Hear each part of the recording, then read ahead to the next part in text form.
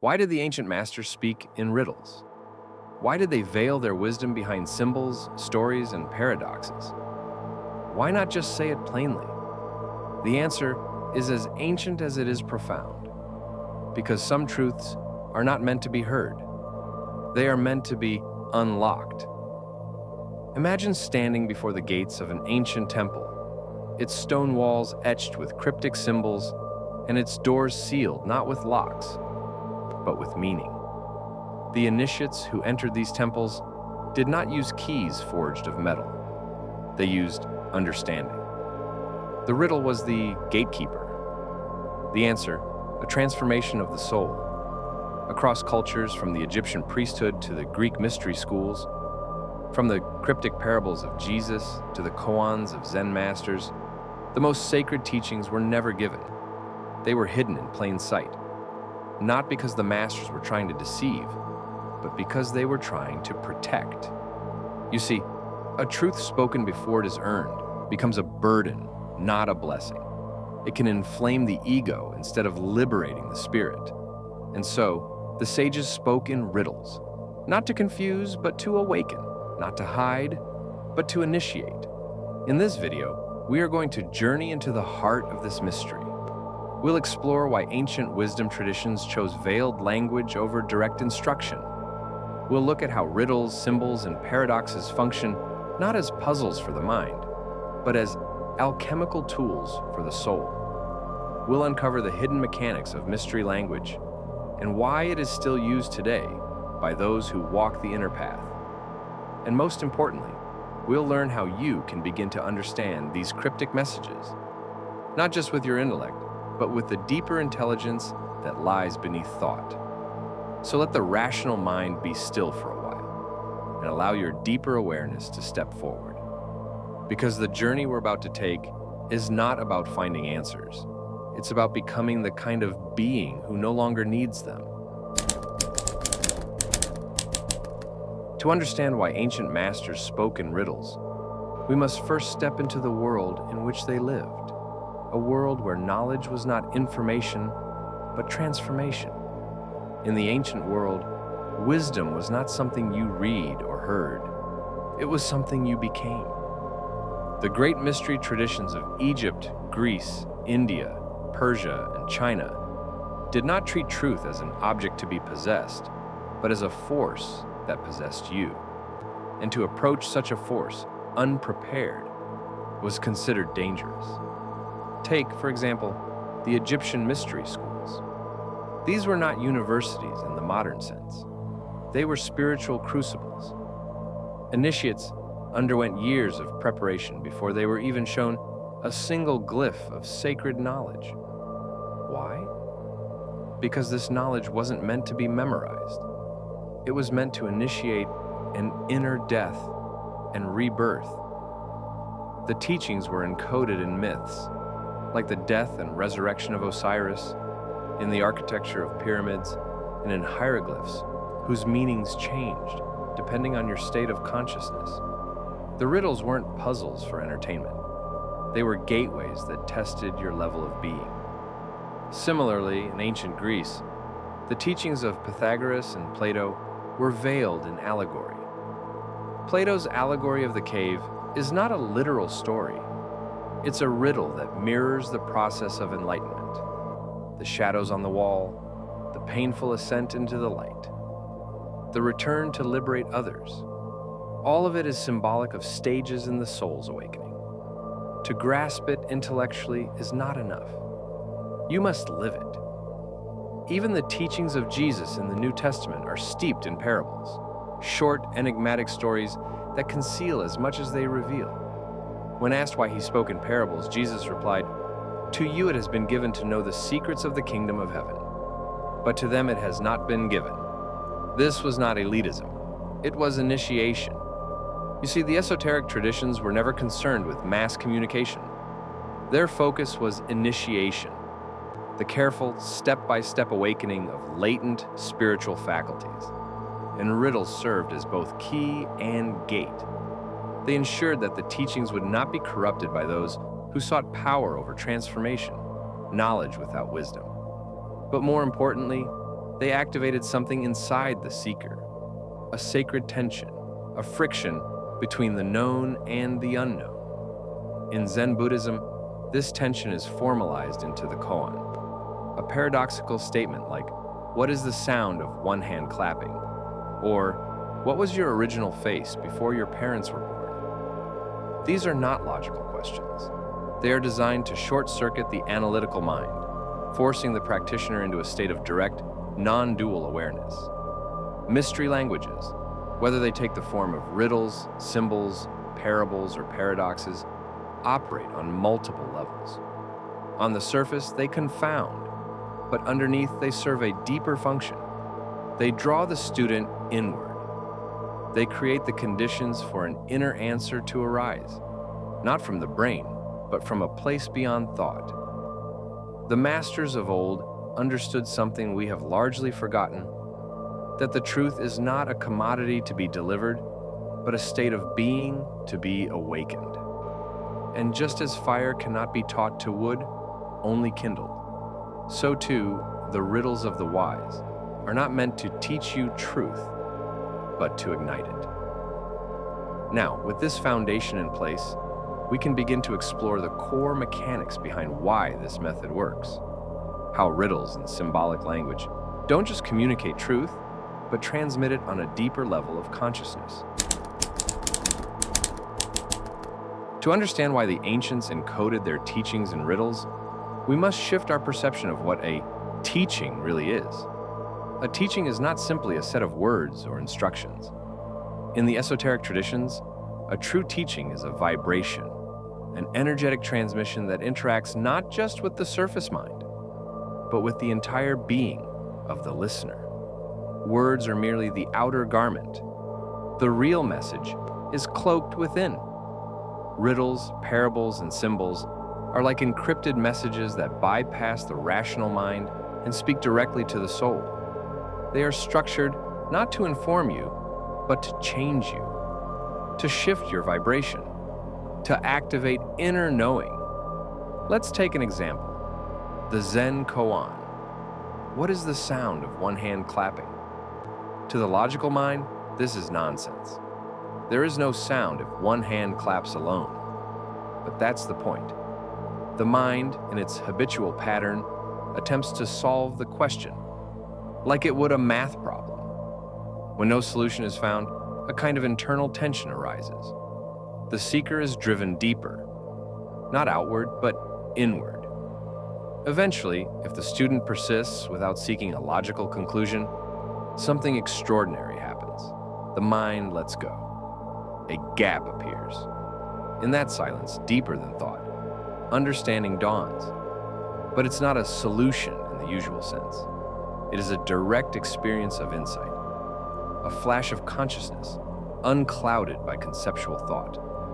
This is the magic of the riddle. It is not there to be solved. It is there to dissolve the ego's grip on certainty. The same mechanism exists in ancient Hermetic texts. Consider the famous axiom from the Emerald Tablet: as above, so below. As within, so without.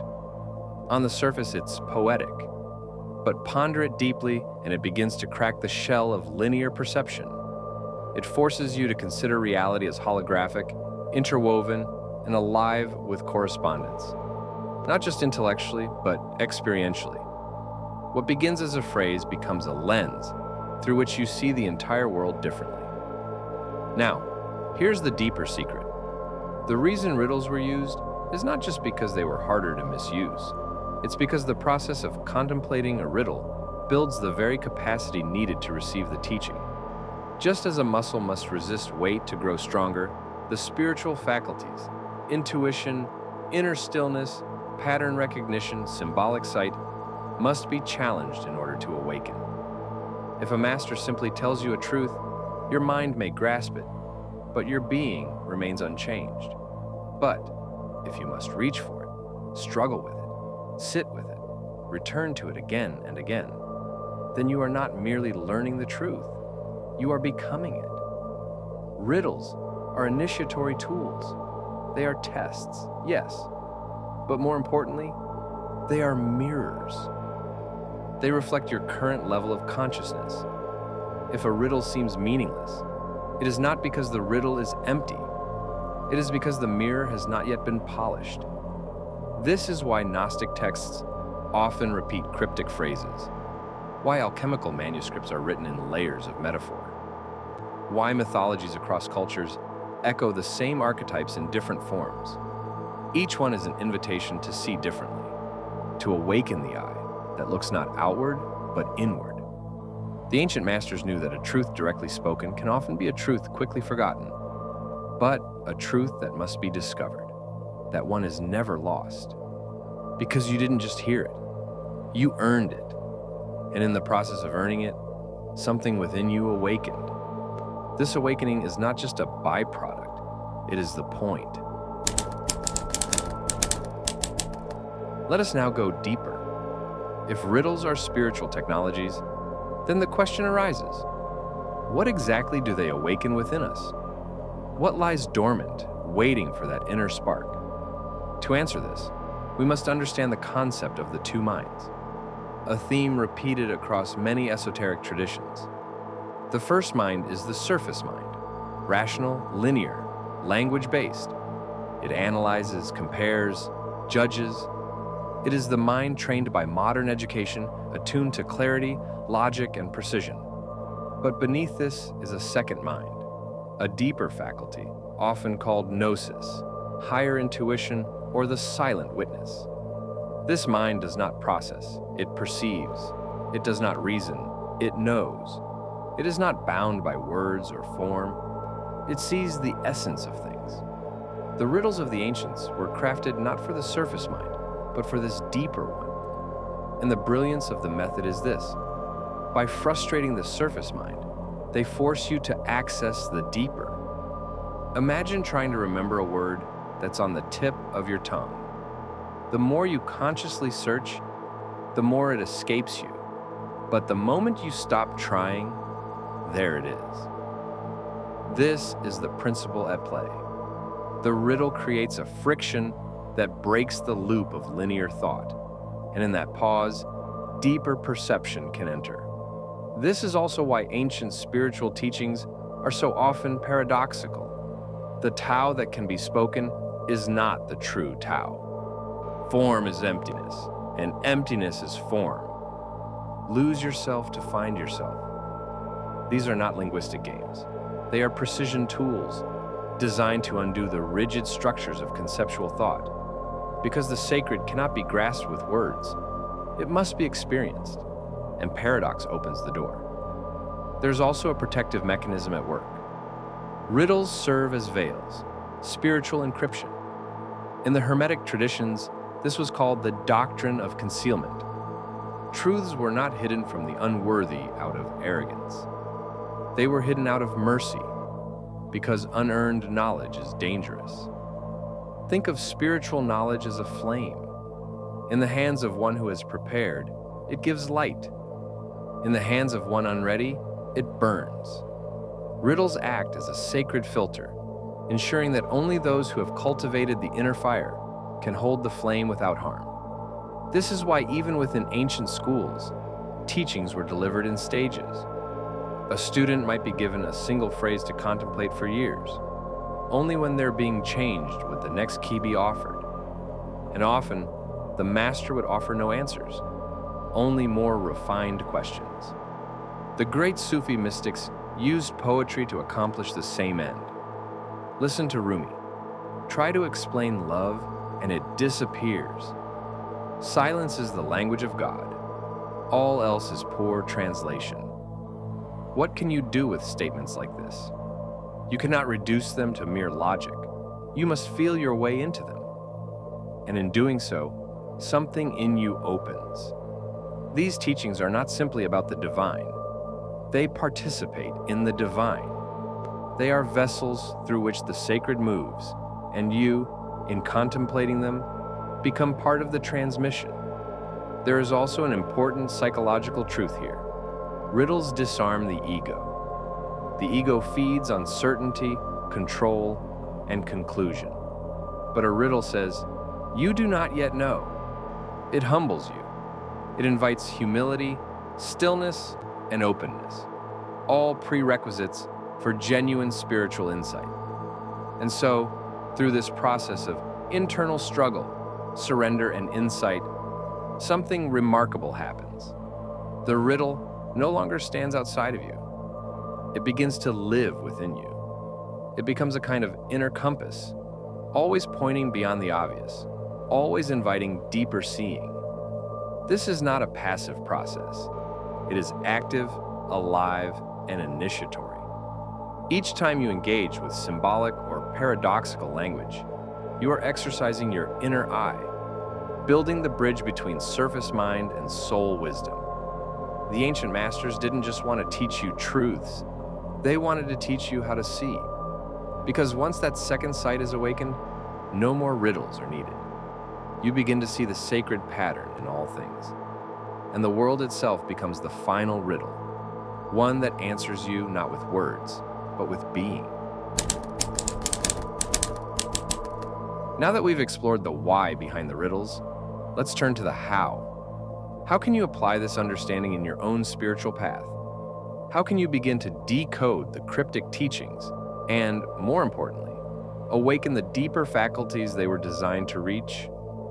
The first step is this: stop trying to solve the riddle. This is not a crossword puzzle. The moment you approach a spiritual teaching with the mindset of figuring it out, you have already missed the point. Instead, treat the riddle, or symbol, or parable as a living presence, something to sit with, not dissect. Let it unfold in you. Here's a simple practice you can begin immediately, drawn from the contemplative traditions. 1. The practice of living with the riddle. Choose a riddle, koan, or mystical phrase. It might be something like, "Who am I? As above, so below." What is your original face before your parents were born?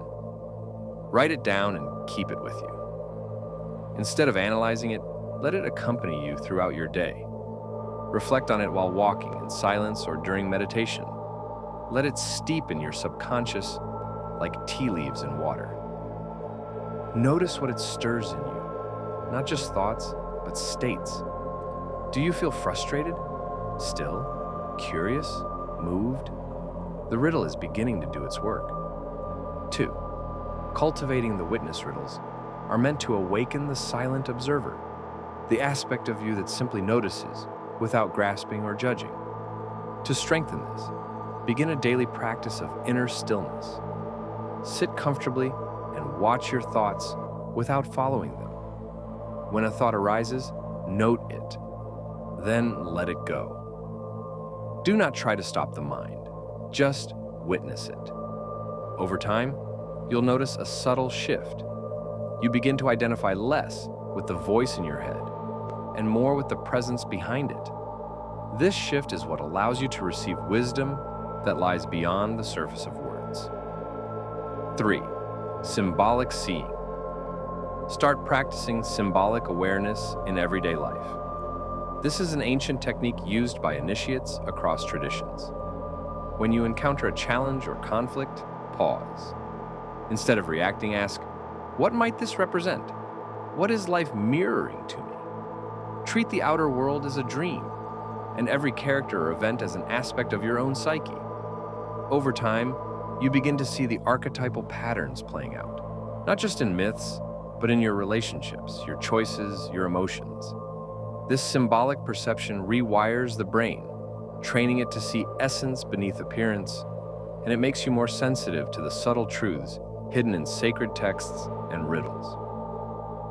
4. Embrace the unknown. Finally, and perhaps most importantly, develop a relationship with mystery itself. The ego wants answers. The soul seeks depth. So when you don't understand something, don't rush to fill the void. Sit with the not knowing. Let it create space in you. This space is where real transformation happens. There's a Sufi saying, "God is not found in the answers. God is found in the questions that strip you bare." Let the riddle strip you, Let it reveal what parts of you cling to certainty, control, or comfort. Because on the other side of that stripping is clarity, not the clarity of the mind, but of being. Through these practices, you begin to approach riddles not as puzzles to be solved, but as portals to deeper consciousness. Each one becomes a fire in which the false is burned away and the eternal self begins to emerge. You don't need to understand everything with the mind. You only need to meet it with presence, and the riddle will do the rest. Now you know the secret. The ancient masters spoke in riddles not to confuse you, but to awaken you. They weren't hiding knowledge. They were protecting it, cultivating it, honoring the truth that real wisdom must be earned, not handed down like trivia, because what is simply given can be forgotten. But what is discovered becomes part of who you are. When you sit with a riddle, a paradox, or a symbol, when you let it work on you, challenge you, humble you, you're stepping into the same current that flowed through the mystery schools of Egypt, the temples of India, the desert caves of early Christians, the mountain monasteries of Tibet. You're not separate from those traditions. You're a continuation of them. And perhaps now, when you come across a teaching that doesn't quite make sense, you'll pause. You won't rush to dissect it. You won't reach for the easy answer. You'll feel the silence beneath the words and let it speak to you in its own time.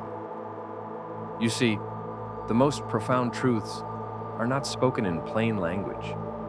They are wrapped in metaphor, veiled in parable, and echoed in silence, because they were never meant to be understood by the intellect alone. They are meant to transform the soul. So take this with you. Every riddle is a doorway. Every cryptic teaching is an initiation. And every moment you resist the urge to figure it out, you move closer to the real teaching, the one that arises within you. Now, I invite you to choose one mystery, just one, and sit with it this week. Let it become a companion. Not a problem to solve, but a flame to tend. Watch what shifts, and remember, when the mind is silent, the riddle answers itself. If this awakens something in you, share it. Let others know the path is not closed, that the mystery is not gone. It is alive, and it is waiting for those who are ready to see differently. Until next time, stay awake and stay wondering.